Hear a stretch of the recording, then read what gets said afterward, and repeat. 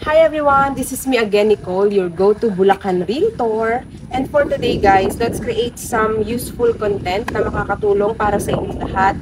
At iyon po ay ang aking pagpo-promote ng mga tinatawag nating pre-selling projects or pre-selling subdivision. Number one, ano ba yung ibig sabihin ng pre-selling, di ba? Pag sinabi nating pre-selling guys, ito yung mga projects basically na wala pang nakatayong bahay. So, pag nag-reserve ka, maaaring pag nakita mo yung project, lupa pa lang, land development. Yun po yung pre-selling. Kailangan mo munang tapusin na mabayaran ang 24 months, usually standard, down payment ng walang interest. Pagkatapos nun, ay itatayo na ang iyong unit. Ganyan po yung mga pre-selling. Pwede rin naman sa ibang projects na habang nagbabayad ka ng down payment, lalo na pag mga townhouse na cluster, ay itinatayo na yung lahat. Ganun siya. Pero, ang move-in mo kapag pre-selling, laging dapat full down payment at approve ka muna sa financing na napili mo. Whether bank or pag-ibig. Diba guys? So, ganun po siya. Nakikita nyo naman sa background ko, diba? Nandito ako sa Bella Vista. Ang phase 1 ay syempre may community na to. Marami nang nakatayo, marami nang mga owners dito.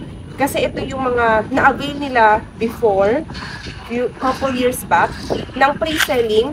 Natapos na nila yung down payment, pumasa na sa bank or pag-ibig na itayo na yung bahay. So, naghihintay na lang ng actual move-in.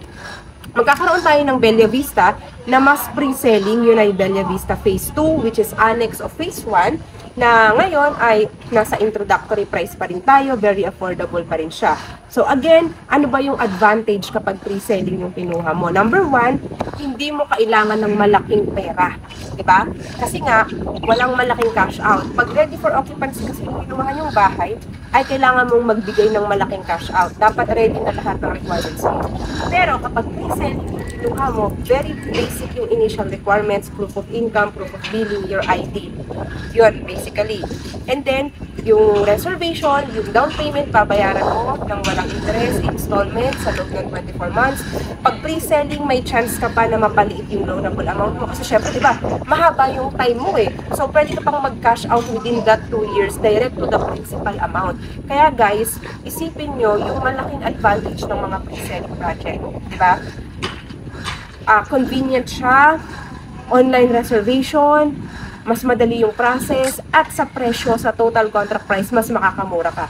Katulad na lang nito, ito nga, very good example ang Bella Vista. Ang Phase 1, mas mataas, kasi nga, mas may community na, kumpara sa Phase 2 na pre-selling na mag-uumpisa pa lang yung land development. Ang matitipid mo sa total contract price ay up to 300,000. Ganun po siya. So, dito pa lang yan sa Bella Vista. Sa ibang projects naman, may mga iba na talagang ang matitipid mo sa pre-selling ay umaabot ng kahit 1 million pa or mahigit sa total contract price kasi nagkakaroon pa siya ng value appreciation. So yun po yung maganda sa pre-selling project. So guys, kung ikaw ay sa tingin mo qualified ka at ready ka at pwede sa'yo ang pre-selling, just contact me directly para pwede kong ma-offer sa iyo yung project na pasok sa income mo. Kasi nakadepende po yan sa inyong sweldo monthly, okay? So again, this is Nicole. Just contact me directly. I have a website, www.nicoleshane.com. Please visit my website. And of course, my Viber and WhatsApp number, 0917-114-2422. Don't forget to hit like and subscribe to my YouTube channel. Thank you!